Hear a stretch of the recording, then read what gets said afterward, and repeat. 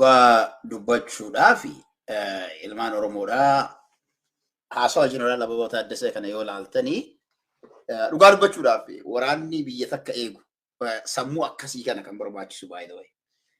Wanti inni jedhe keessa at international level yoo madaaltanii haqa jiru dhugaan jirtus isiitan. Garuu dhugaati jirtu sana yoo ramni dubbatu yeroo baay'ee waan garagaraatti hiikamee namni wal rakkisaa wal jibbaa wanti takkittiin wanti jeneraal Ababaw Taaddasee jedhee hojii kennatti hin seeninaadha. Akkasumas ammootu guyyaan isin hojii kenna seenuu dandeettan guyyaa uummanni isin filate qofaadha.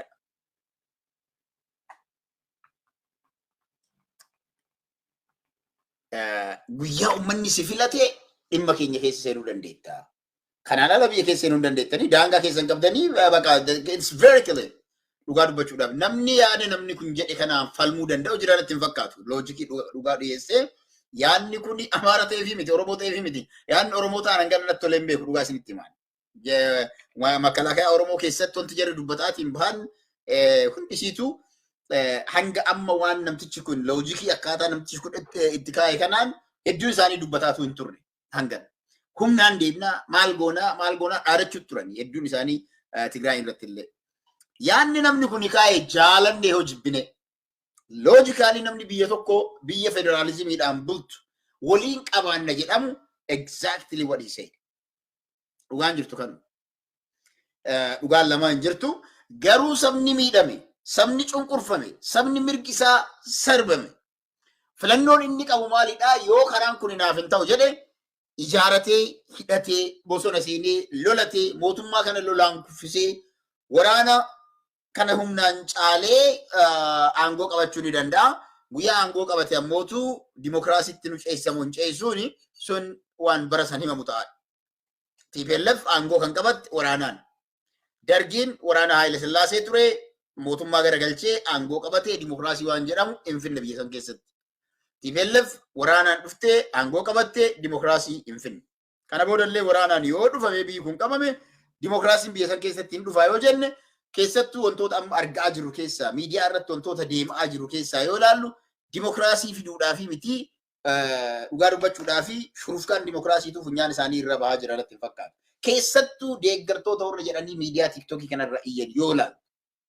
Even not only that ijoolleen maan qawwee hidhattee bosona keessa jiru tokko tokko tiiktookii irra dhuftee yeroo jarri haasoftu feesbuukii yookiin ammoo kilabaawusii keessa dhuftee yoo jarri haasoftu jara kanatu ummata kana biyya keenyatti dimokiraasiin gidduutti fidaa hanga jedhu si geessisa. Itiksii dhabuun jira. Daangaa dhabuun jira. Kanaaf daangatti deebi'aa sabaaf qabsaa'a. Sabni kamuu jechuudha. Abbaan fide Gaambellaa ta'uu danda'a, Beenishaangul ta'uu danda'a, Oromoo ta'uu danda'a, Affaar ta'uu danda'a, Sumaalee ta'uu sabni isaa miidhame taanaan kaayyoo fi dhaman isa aangoo siyaasaa san argatee saba isaa rakkoo jala baasuudhaaf yoo taate bareeda.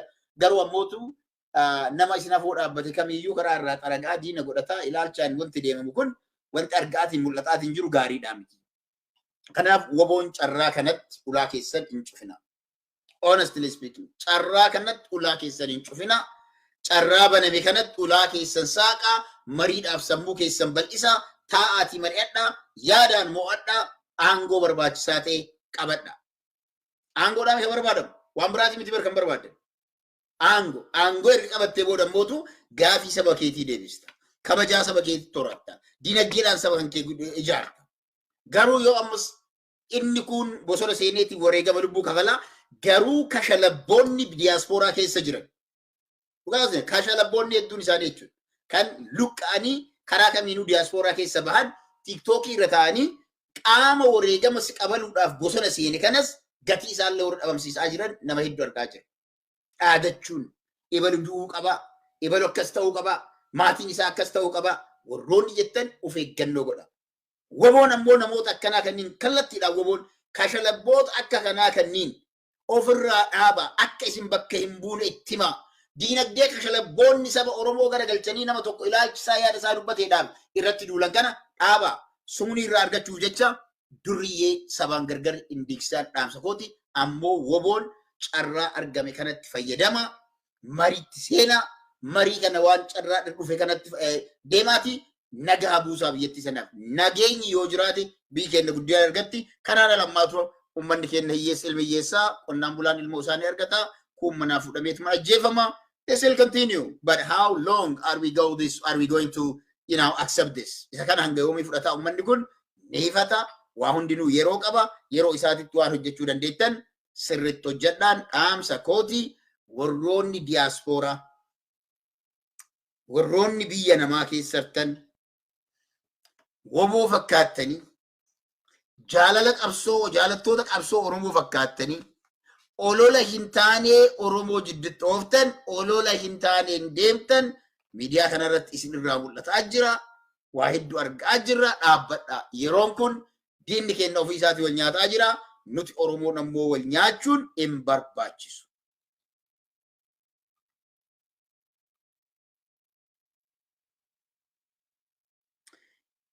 Abdoo Ayyuub ani yaada ati barreessiteen waliin gallu. Dhugaa sitti ma dhageeffadhu. Yaada kana keettee yaada kan kee ati barreessitu yaada gaariis qabda. Garuu yaada amma keettee kana si garsiisa. Nuti amma Oromoon Abiyyii fi Jawaar qabannee Itoophiyaa Oromoon buluu qabdi hanga dhumaatti. Nu harkaa bu'uu hin qabdu. Itoophiyaan Abdurazaaq keenya dhaamsa kiyya kun jedhaa sirrii miti dhaamsi kan kee ani hin fudhadhu. Dhaamsi kun dhaamsa hedduu hin fudhadha. Dhaamsi kun garuu Itoophiyaan ta'a Abiyyiitiin illee miti. Tajawaariitiin illee miti. Itoophiyaan ta'a uummata miliyoona 127 kan jaraa qofaa miti. Dirqama jara kanniin qofa waliin bullandeetiin jara kana qofa nu hooggana wanti nuti hin jennu hin jiru. Hojjetanii nu hoogganu. Hin hojjenne taanaan aangoo gadhiisanii uummata isaaniitti kennu. Ilmi namaa wareegama. Waggoota arfan kanniin kana keessatti wareegamni ilmaan Oromoo kafalan kan biraanis wareegama xiqqaadhaa miti. Wareegamni hangasii hundi kafalee ammas ebalummaan na hoogganu wanti jettu dimokiraasiidhaaf qophiin qabdu jechuudha. Oromoo miliyoona 50 keessaa TPLF waan nuun jedhaa turte dhageeffadhaa. Bara qabsoo miidiyaadhaan biyya alaa kanarraa Jawaar Mohaammed fa'aa qeerroo hoogganaa turan sana TPLF wanti jedhaa turan yoo TPLF aangoo irraa deemte biyya sana namni bulchuu hin jiru. Eenyutu jira jedhan. My answer was isinii miliyoona 5 keessaa waggaa 30 namni bulchuu kan bahe Oromoo miliyoona 50 keessaa waggaa 60 namni bulchuu ni bahaa jedhaan itti. Garuu namichuma tokko jettu nuun deemaa kan jettan kun abbaa irrummaati. Kanaaf kun hin ta'u Abdoo. Hin ta'u. Abadan hin ta'u. Filannoo dimokiraatawaati. Eenyutu bulchaa? Maal maarroonoo? Wareegama kafalaan jiru? Maarroon naa bulchuu jedhaan jiran. Wareegama kafalaan jiru? Daawud Ibsaa faati hoo? Baqqalaa Garbaa faati hoo? Mararaan faati hoo? Waan danda'an godhaa jiran. Kan biraa hoo ka ati hin beekne? Namni ati hin beekne ka biyya kana bulchuu fi jijjiiruu danda'u hin jiru. Eekkoo yoo ilaal. Namoonni kun Oromiyaa haa bulchanii jiraatti hin beeku. Oromiyaa haa bulchaa jiran jettamoo Itoophiyaa haa bulchaa jiran akka jettullee naaf hin gallena. Itoophiyaan Oromoon buluu qabdii jettee let me tell you something. Ameerikaan dhiira qofaan buluu qabdi jechuudhaa fi wanta ati jedhaa jirtu garaagarummaan qabanaaf. Itoophiyaan yoo dhugamatti dimokiraasiin qulqulluun fi haqaa jiraate akkam warri siyaasaa Oromoo asii achi girri gochuudhaa fi Amaarri Oromoo dudduulee Oromoo 4 kiloo no. Ba'uu dandeettan yoo hojjenne. What the hell is that? Honestly kana jala sarara qabadha. Itoophiyaa keessatti namni ummanni biyya sana filate fedhuu saba tokko ka Ahmed Woboo bosona Baalee baasaa jiru tokkotu jira. Sabni sun keessaa jechuun bulchuu danda'a Itoophiyaa. Maal rakkoon?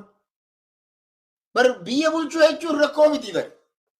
Biyya bulchuun as long as you bring democracy. Dirqama Abiyyi nu bulchuu qaba, dirqama ammootu Jeneraal Ababoon dhufuu qaba. No. Dirqama Amaara Tigree Oromoo ta'uu hin qabu by the way. Honestly speaking. If there is democracy. Sabaaf kana jechuun maal jechuu beektanii ilaalcha akkanaa kun dhugaa isinitti himaan. Oromiyaan maajoritiin Oromoodhaa Oromoon bulchuu qabaa filannoon famuu gaggeessitu Oromootu filatama. Kana jala sararraa beekaa. Garuu biyya ummata miliyoona 127 qabdu keessatti filannoon dimokiraasawaa yoo jiraate namoonni wal dorgomanii dhufan san keessaa namni jabaan saba biraa yoo ta'eetiin ummata hunda isaa amansiise maal gochuuf deemtan? Lakkii ati saba biraa irraa dhuftee biyya sana bulchuu dandeettuudha. Qawweedhaan dha'uuf deemna, ajjeesuudhaaf deemna. It doesn't make any sense. It doesn't make any sense. Kanaaf wanti ati jedhaa jirtu dhugaa dubbachuudhaaf tokkummaan Oromoo yoo jiraatu waan akkasitti baadhageeffadha. Waggaa meeqa dura kan jedhaa ture. Osoo Oromoon aangootti dhufin 2018 durallee waan kana dubbataa ture irra deebi'aa dhallee. Itoophiyaa keessatti sabni dimokiraasii biyya san keessatti fiduu danda'u Oromoo qofaadhaa jedheen amanaa ture. Amma garuu shakkii keessa na naqe kunu. Shakkii keessa na naqe ta'ama. Amanuu hin danda'u kana booda Oromoon an dimokiraasii fida jedhee ani eege akkaataan ani dimokiraasiidhaa fi Oromoo wal bira qabee itti ilaalaa ture osoo Abiyyi Faati aangootti hin dhufin 2015, 2014, 2013, 2012 keessatti atti yaadaa ture hin dalagnan gammaa. Dalaguu danda'a guyyaa tokko abshiir jedheen abdadha rabbiin irraa eeggadhaa ni dalaga guyyaa tokko namarraallee kan dambu taate akkamitti dalagaa. Sabni bal'aan sabni maajooriitii ta'e dimokiraasii fiduudhaaf isaaf salphaadha. Sababiin isaa maali? Fedhii uummata isaa guuta taanaan jechuudha. Fedhii uummata isaa qofa guuta taanaaniin ummanni isaa qofti yoo isa filatetti amanee sabaaf sablammoonni biroollee kan isa filatu ni jiran. Kanarraa kan ka'e maajooriitii waan argatuuf biyya ni bulchaan. Garuu namni saba ofii qabee gammachiisuu hin dandeenye kan akka amma OPDO Abiyyi Ahmad fa'aa misin jettanii kun saba isaatti hudduudhaan garagalanii ilma namaa dargaggeessa lafarraa duguugan kunniin ammootu abadan filamuu hin danda'an. Dhugaan jirtu. Filamuu hin danda'an. They have killed thousands of Oromo youths waggaa lamaan sadeen kana keessatti. Maaloo ifatti rikardii isaanii argaa qabnaa bara. Listiin namoota waggoota lamaan kana dhumatee bar bakka hedduu jira bar harka Oromoo jira bar. Kana yoo laaltu namni harki isaa dhiigaa ammallee waggaa hanganaa naa bulchu jettee maqaa Abiyyi natti faarsitaanaaniin taasnaa gana worka. Abiyyi hangammaa hojjeteera. Dhumate hangammaa hojjetee filannoo dhufu ga'uu danda'a. Garuu abbaan namni kana booda dhufu filannoo irratti illee gaggeeffataanaan filannoo qulqulluu fi dimokiraatawaa gaggeeffamee abbaan ummanni filatee maajooriitii kursii achi keessa argate sun biyya bulchuu qaba. That's what it is if you believe in democracy. Jaalattee jibbiteellee. Trumpin kan guyyaa takka qabalee takka bulchee hin beekne. Ummanni Ameerikaa akkaataa sirna filannoo Ameerikaa kanatti filatamee jennaan waggoota arfan isaa dhukkeen irraa kaasee nu bulche. Irra aangoo irraa darbuudhaa fi wanti hin godhamin hin jiru hin danda'amne garuu because of democracy, because of the rule of law. Heerri biyyattii tanaa akka waan hin ayyamneef. Kanaaf Itoophiyaa keessatti illee filannoo dimokiraatawaatiin Abiyyi aangoo hin qaban. Abaa'oo filannoodhaan akka adda godhan, kafaa'oo filannoodhaan adda godhan, Oromiyaa keessa qaamni mormitootaa filannoodhaaf dhiyaatee hin jiru. Bakka iddoon kana jirutti Abiyyiin uummanni Oromoo filatee jira. Wal dorgommii malee kophaa kan kee fiiddee ilmaan garanaa rasaa san fudhadhaa fiiddee Abiyyiin haa bulchuu kan jettu kun hin dalagu. Jawaar Muhammad illee taanaan hanga uummanni Oromoo isa filee sagalee isaaf kennamutti Jawaar Muhammad waggoota waan hojjechuu qabu akka dargaggeessa Oromoo tokko garuu filannoodhaan akkana alumaa fuudhanii amma aangoo irra kaa'aniitiin inni waa bulchuu jedhame hin ta'u kunis. That's not democracy. Kanaaf kan barbaadu. Uummanni fedhu qonnaan bulaa fiduu danda'a. Qonnaan bulaa an hin beekne kaat hin beekne. Daqa nama kanan nu bulchoo jedhe paartii keessa yoo dhiyaate jabaan kenna kana jedhee paartiin sun moo'atee abbicha achi keessaa dhufee hoogganni paartii sanaa kan ta'e ta'uu danda'a. It could be Abiyyi Ahmad boru ganama. It could be hooggansa dhaaba siyaasaa Firoo Daawud Ibsaafaa ta'uu danda'a. As long as uummanni voot godhee fi dhufe taanaaniin namni suni filuudha. Dimokiraasiin fidu taanaaniin uummanni ofirraa dha'ee buusuu danda'u qabaadha. Amma rakkoon Oromoodhaa maali? Aangoo ni qabannaa kursiin nutti mi'oofti Oromoo irratti kan argaa jiru jechuudha waggoota muraasa keessatti. Kursii kana gadi dhiibnuudhaaf hiriira guyyaa lamatti baafna. 4 kiloonni qaggennaan hiriira baasanii bara. Hiriira deeggarsaan baafnee dheengadde. What is the purpose of that? Hiriirri sun maaliif bahe? Uummanni Oromoodhaa hubaddaa. Gama tokkoon hiriira baataniif mootummaan kennettanii gama kaaniin qeessota keessan hidhanii mana hidhaa keessa kaa'anii isinitti taphatan. Hayyoon Oromoodhaan gardhaa mana hidhaa keessa hin jiranii? Dhugamatti uummanni mootummaa kana kan jaalattan yoo taate ilaali warri hiriira baatanii uummata kana deeggaran bara. Uummata kana deeggaran bara. Warroonni hayyoonni Oromoodhaa waggoota arfan shanan kana biyya alaatii Eertiraadhaa bahanii galanii Eertiraa keessatti nagaan jiraachaa bahan Itoophiyaatti galanii Itoophiyaatti mana hidhaa keessa jiru.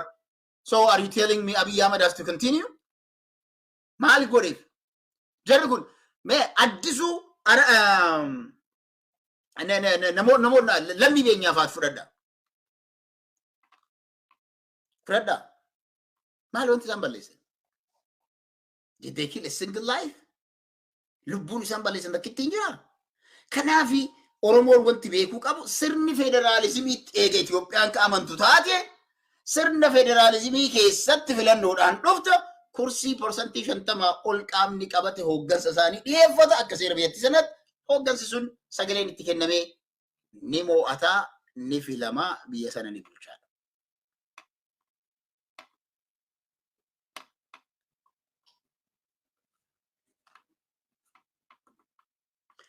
Wanti dimokiraasii keessatti jedhamu federaalizimii keessatti majority kan ta'e ni bulchaa waan jedhu jira. But here is my question.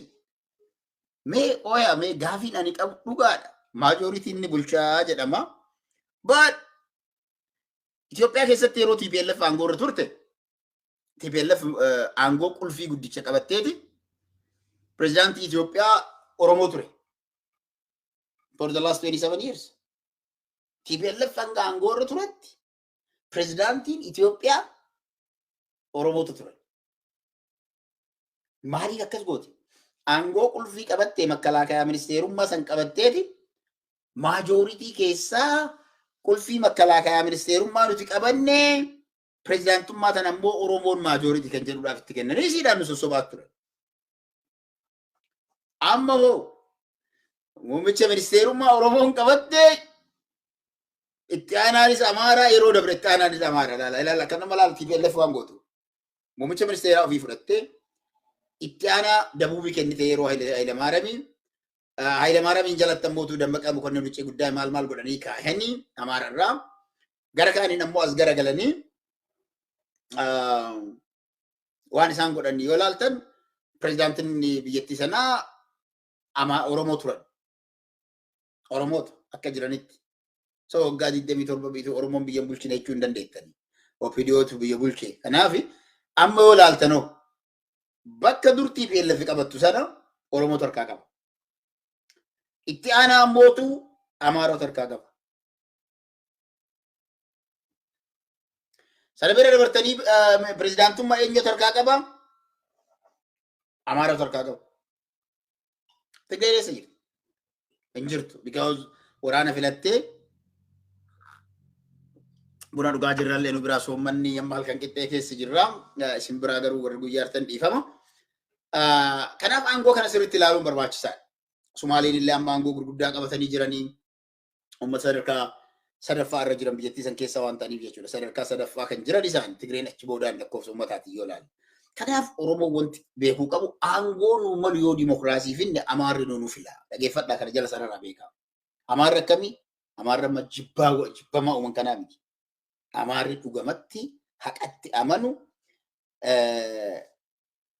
Ramadaan ni ganaadha. Sirra nu biraa ganaa halkanii Ahmad amma reefuu furree nuti hanga dhiyoo furree erga furreeyyuu sa'aatima sadii nuti erga furreeyyuu. Kanaaf sa'aatii 3 fi akkana erga furreeyyuu nuuf halkan qixxeedha. Ganaadha. Sa'aatii ganaa 4-5 qabna kan itti qabannu deebineetiin. So kanaaf wanti jiru sirriitti Oromoon hubachuun barbaachisaadha. Abiyyi aangoo qabatee haa deemu obboleessoo namni jettu Jawaariin qabannee wanti jettu no. Ati uummataa miti. Anaaf si'ii miti kan murteessuu qabu. Murtiin kuni korojoodhaan ta'uu qaba. Amma rakkoon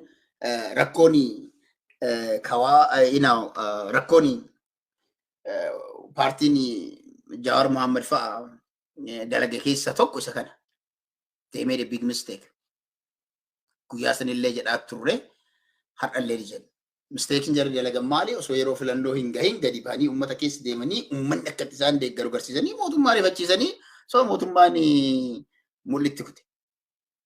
Which is totally wrong. Ati yoo uummanni si filaa fi beekte maal gochuuf agarsiisaa oolta? Maaf tireeningii kan kee maaf agarsiista? Addunyaan si haa beektuudhaa fi Itoophiyaa jirtaa bara. Afrikaa keessa jirtaa bara. Namni Afrikaa keessa jiru waan gochuu danda'u hin agarsiisu. Dhohifateetuma waan godhu godha. Wal dorgommii addunyaa irratti yoo fiiddu laal wal duraa duuba dhokatanii akka qilleensi si dhoofnetti jechuudha laala. Yoo atileetota agartanii jiraattan namni jabaan afoon fiigu ka garee biraattu si dadhabsiisa. Si dadhabsiisanii qilleensa kana dhiibanii ati qilleensa san jara jara doottee akka bubbeen duuba si dhiibne fiidda by the way. then finally twa goote keessaa mootu. Siyaasaan akkasii obboleessoo. Siyaasa beekna jedhameeti miti gadi bahamee Harargee Arsii keessa deemamee uummanni biliyoonaan gadi achi boodas gara galanii yennaan hidha akka guuran. Lakkisaa isin hin baasu sanuu arrabat ture dhugaa yeroo itti himnaa maal? Irraa baratan yoo ta'e hanqina sanarraa arraba ture uummata keessa iggoo bobba'amsan Harargeellee bobba'ame arrabat ture Arsii keessa yeroo bobba'ame arrabat ture jara dhaabadhaatii waan uummata kana jijjiiruudhaan deemtaniin deema. Maali sagantaan harkaa qabdan jedhaa jennee gorsaa ture biyya alaa kana barreessaa fi ture but they did not listen. Kanaaf har'allee borullee taanaan biyya sana kan bulchu akkanumatti dadhifnee hamileedhaan osoo hin taane dhugamatti eenyutu Oromoof hojjeta kan jedhu yaaduu danda'u qabaadha uummanni keenya.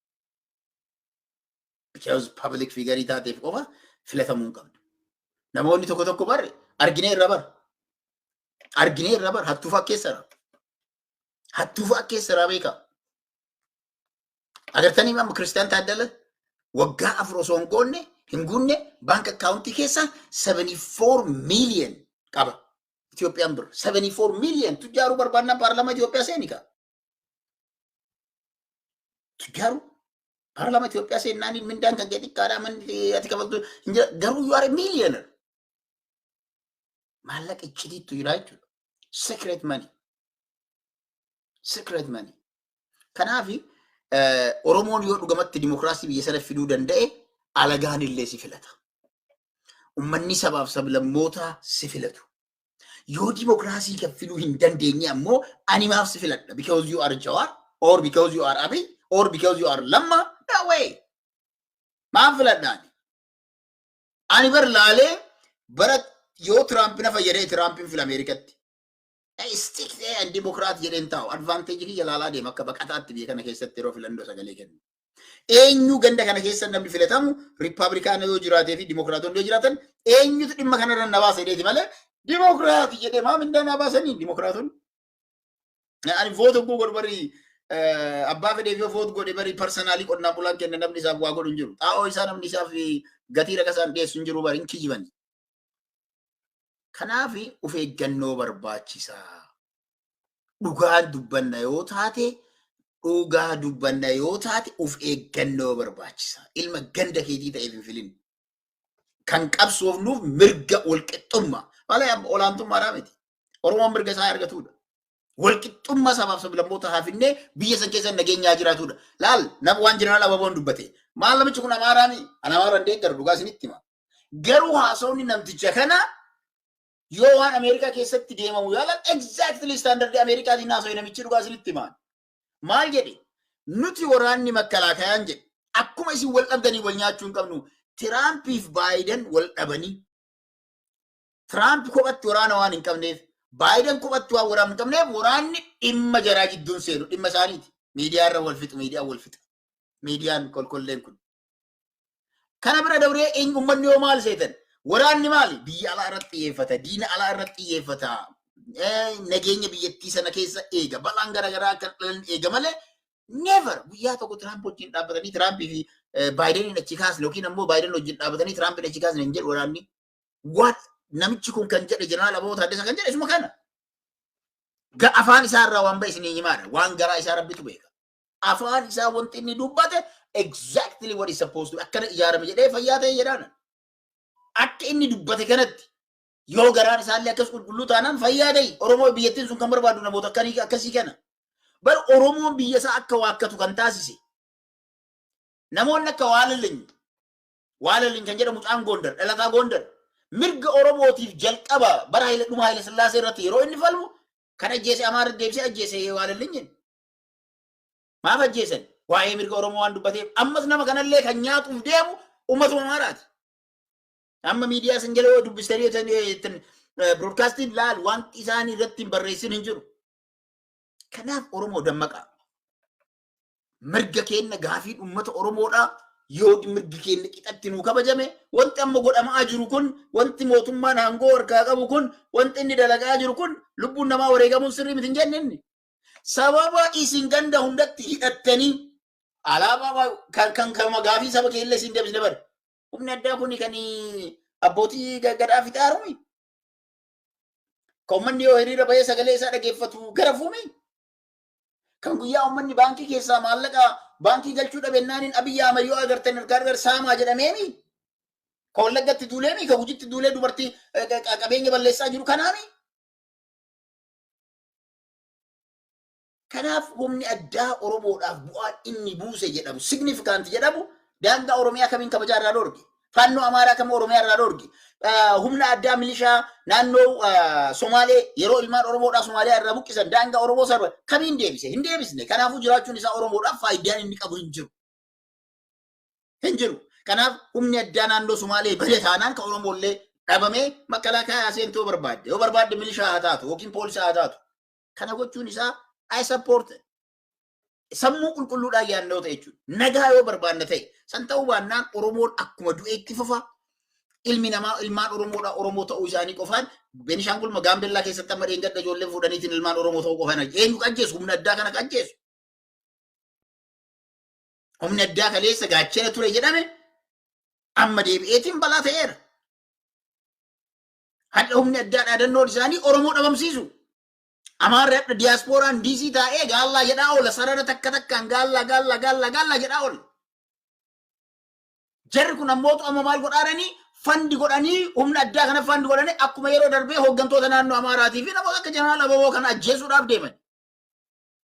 Trust me. So namoonni akkanaa kun yoo dhugamatti haqa qulqullinaan saba sanaaf biyya sanaaf yaadde yoo ta'e biyyi sun akka sirna federaalizimii gaarii qabaattee haa jiraattu barbaadda taanaan kanuma. Ammoo Oromiyaan fottoqxee biyya taatii kan jedhu ani natti mul'achuu dideera dhowwaa dhugaa walitti himaa.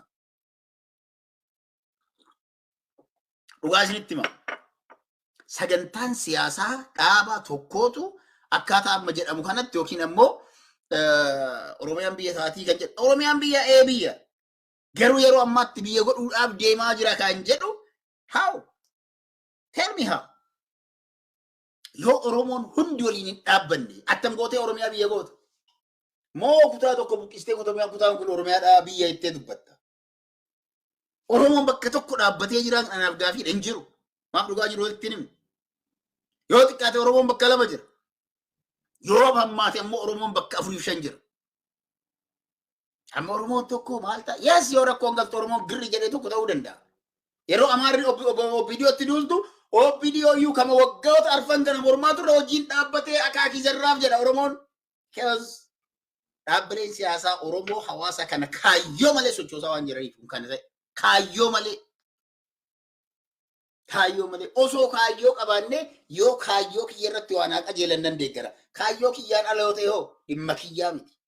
Isinaan raabtumii Abiyyitu aangoo irraa bu'ee jedheetiin Abiyyi aangoo irra turuu qaba.